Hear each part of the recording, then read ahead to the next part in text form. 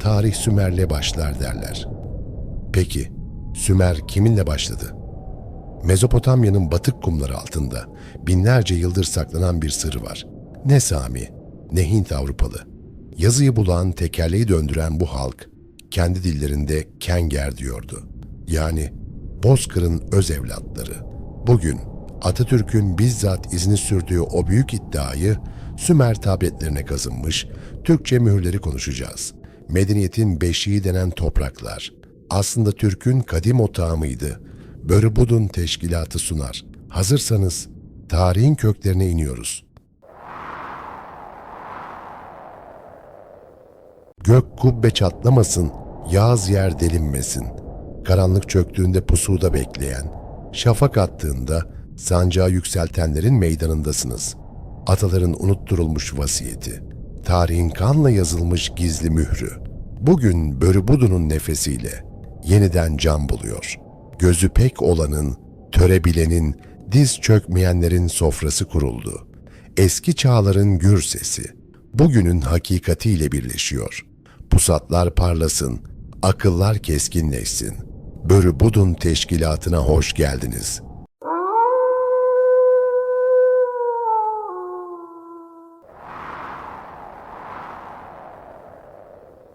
Mezopotamya'nın sarı kumları altında yatan devasa şehirler, zigguratlar ve binlerce tablet.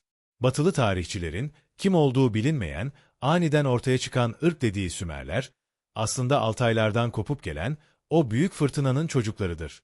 İlk şehri onlar kurdu. İlk yazıyı onlar yazdı.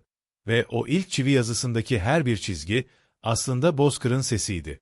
Tarihin babası Sümer ise o babanın ana vatanı Türkistan'dır.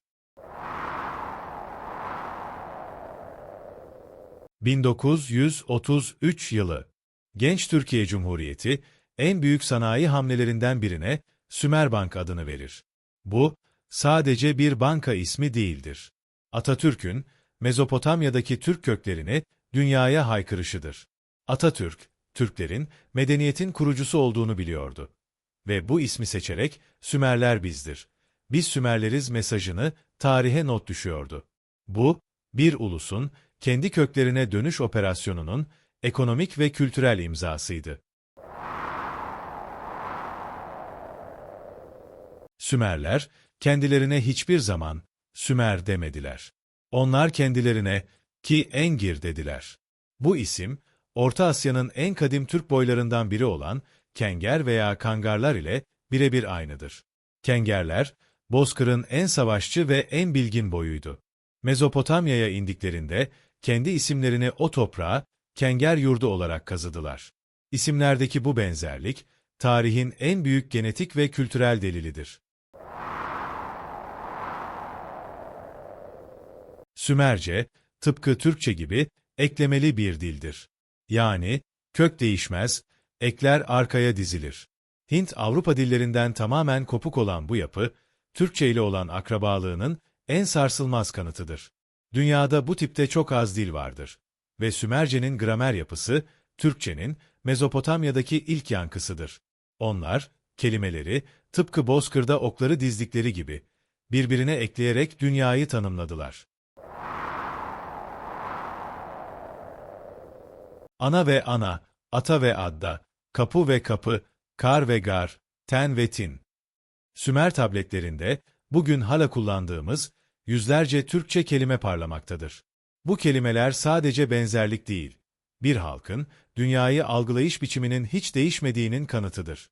Aradan 5000 yıl geçmesine rağmen, Sümerli bir çocuk, annesine ana dediğinde, bu ses bugün, Anadolu'nun bir köyünde yankılanan sesin aynısıdır.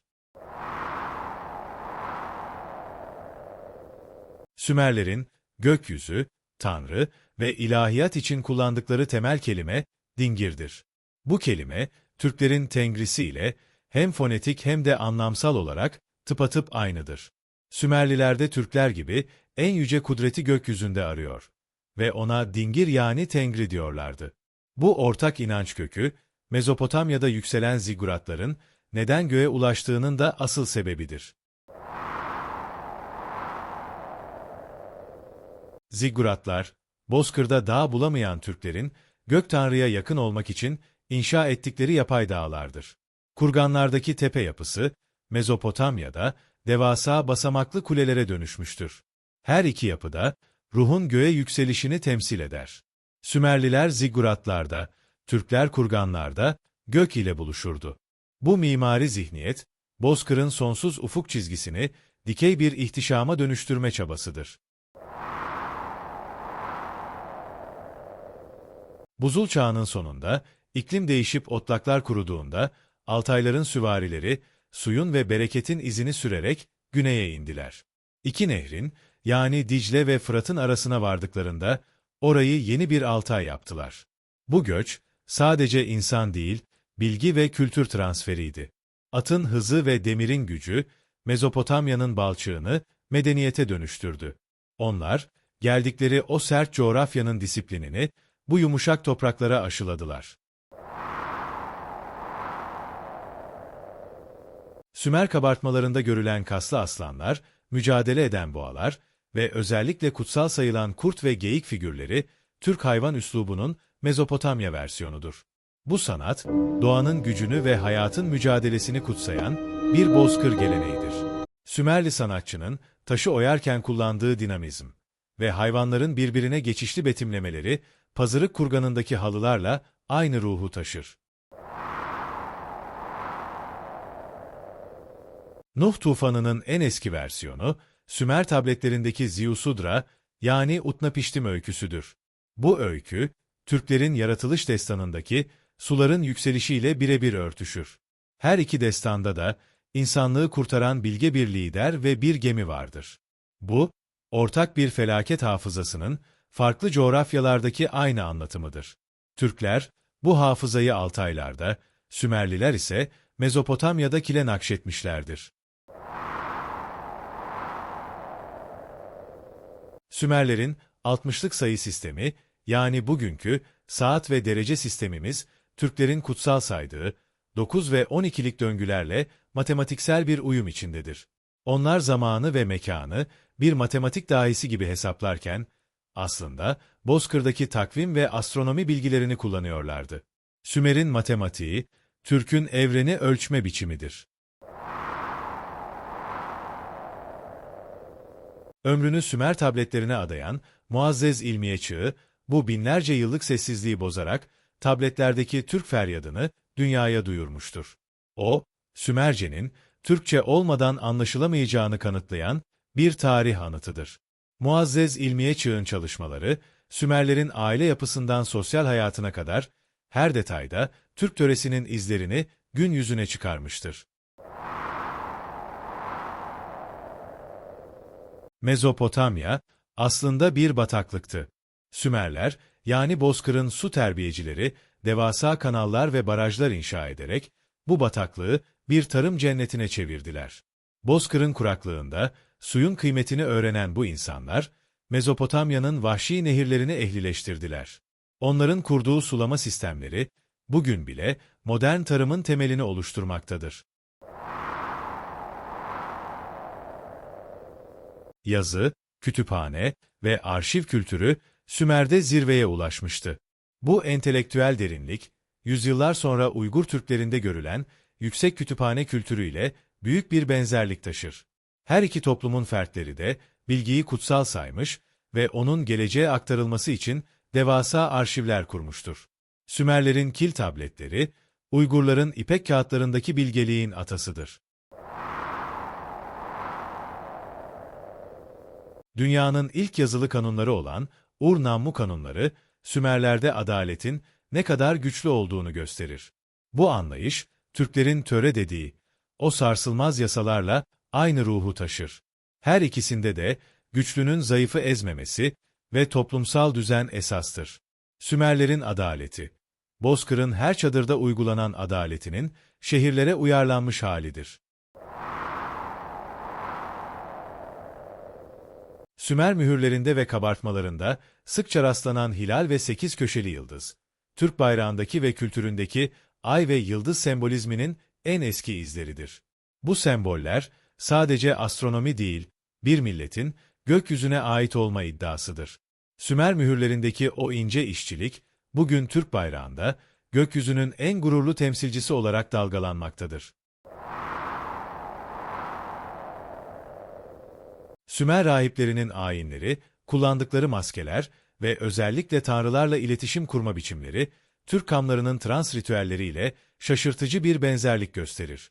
Her ikisinde de davil, müzik ve sembolik kıyafetler, ruhlar alemine yapılan yolculuğun araçlarıdır.